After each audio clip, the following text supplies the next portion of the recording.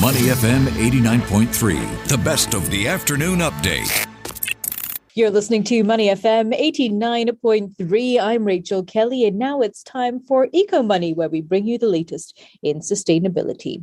Now, Singapore recently announced that it will set 2050 as the year its greenhouse gas emissions reach net zero, and it's also earmarked a stronger 2030 target. The public sector will commit to achieving net zero emissions around 2045, while new developments within the Jurong Lake District will also reach net zero emissions around 2045. Now, the country's greenhouse gas emissions will reach about 60 million tons in 2030 after peaking earlier, compared with the previously envisaged 60 million tons in 2030. What does all of this mean to us? We're going to find out now. We're joined on the line by Tan Wooi Leong, who is the Managing Director of Energy and Industrial at Surbana Jurong. Thank you so much for joining us today. Good afternoon, Rachel, and good afternoon to everybody on the line. Good afternoon. Great to have you with us. So let's talk about these targets, Wooi Leong. What are your thoughts on the update? Generally speaking, I think a more aggressive target as well as a revised target are definitely welcome. But where there are possibilities to accelerate the net zero emission targets, we should definitely try to do so and to do much more. Of course, we understand that there are a lot of different challenges that presents itself in order to set those targets. But then again, we will need to do our best for the sake of human mankind. We've spoken about the government has confirmed these targets to reach net zero by 2050. But according to a study, Singapore should adopt more ambitious climate targets than even its updated goals. 2/3 of respondents saying Singapore's aim of reaching net zero by 2050 is not sufficiently ambitious. What are your thoughts on this? Are our targets aggressive enough? Like I mentioned, if you look at most of the countries today that have announced their net zero ambitions, most are hovering around the years of 2050 to 2060. Yeah. Now, that is a general trend. But we need to then break it down into the reality of whether how to achieve those numbers in those years that we set. Now, there are a few areas that we need to be mindful of. One is in order to basically hit the net zero target, we need to look into decarbonizing some of our existing ecosystems.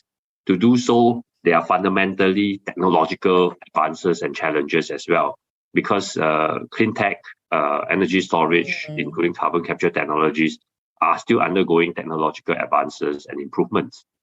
There's also new policies as well as policy shifts that are necessary at a national level in order to get corporate companies to basically adapt to this green movement that everybody needs to play a part in.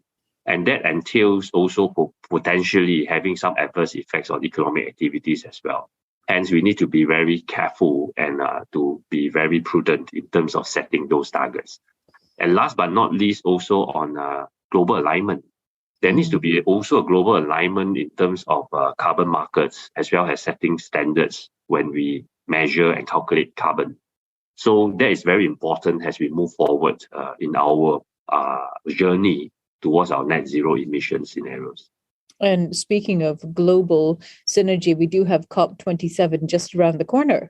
It is happening very soon, and I hope that it will have more enhanced targets and more alignment among countries to work together. Frankly speaking, to hit net zero by individual country requires a lot of collaborations, including within companies. If you want to hit a net zero or decarbonization target, you also need a lot of industry collaborations. This is basically a collective effort, in my view, between countries, between companies, between industries, cross-sectorally as well, in order to make it work. So that is, I think, fundamental.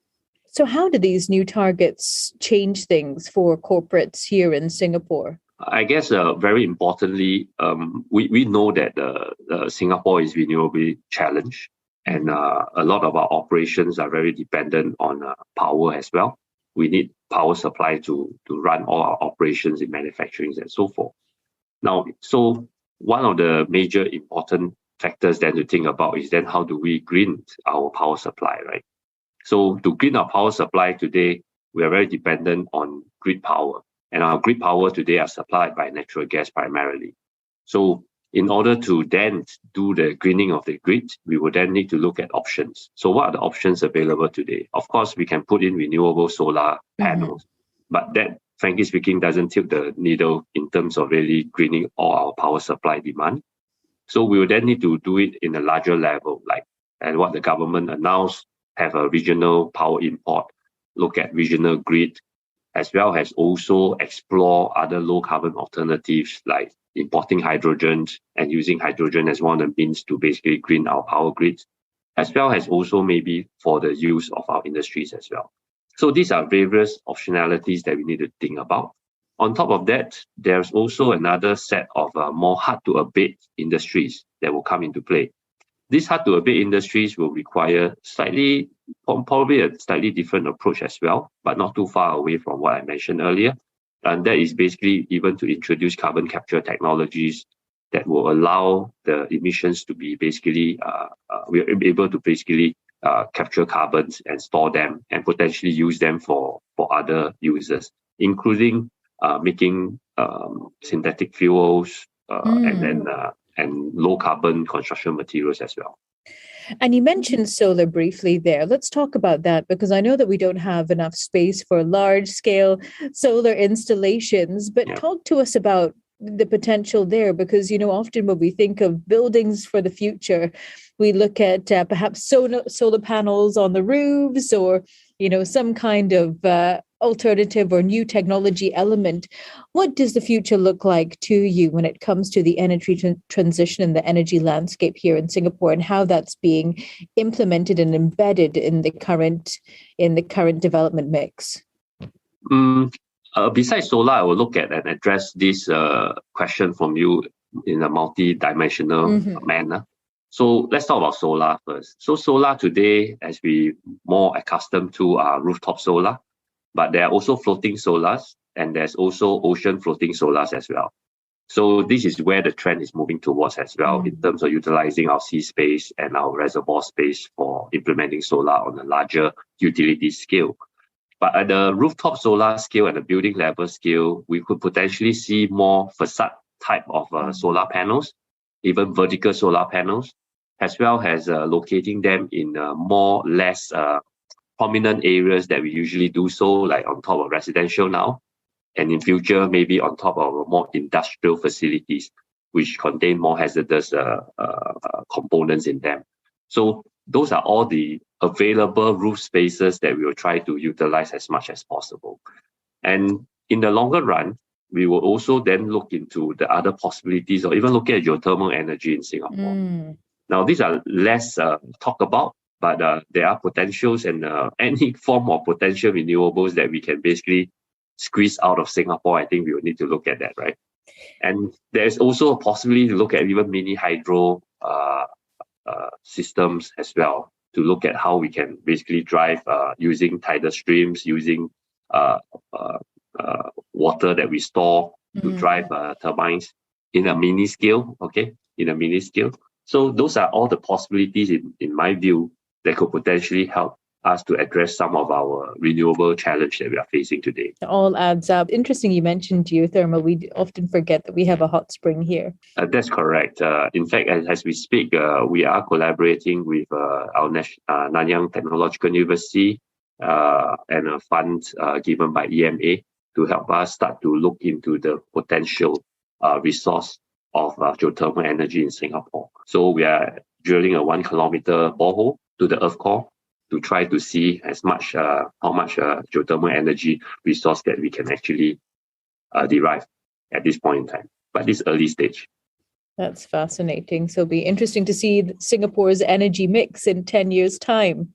That's exactly what we are trying to do, is to have a more renewable energy mix for Singapore. And I hope that that will come to reality earlier than expected. Okay. Well, thank you so much for taking the time to speak with us today and for sharing your thoughts. Yeah, it's my pleasure, Rachel. Thank you. We've been speaking with Tan Wooi Leong, who is the Managing Director of Energy and Industrial at Surbana Jurong. You're listening to Money FM 89.3. To listen to more great interviews, download our podcasts at moneyfm893.sg or download our audio app. That's AWEDIO. Available on Google Play or the App Store.